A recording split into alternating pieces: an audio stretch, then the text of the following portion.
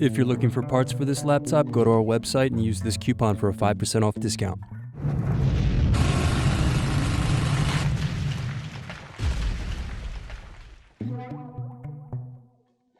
First unscrew, then use fingers to remove base cover.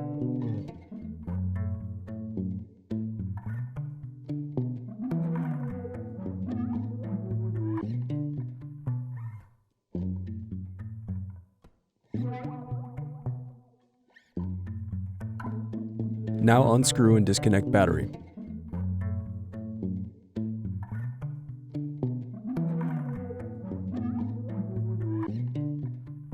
Now unscrew and remove bracket and wireless card.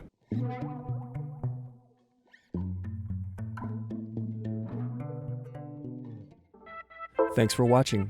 Don't forget to like and subscribe if you enjoyed this video. And if you need more, check out this playlist to watch other tutorials for your laptop. You can also click here to find parts for your laptop at partspeople.com.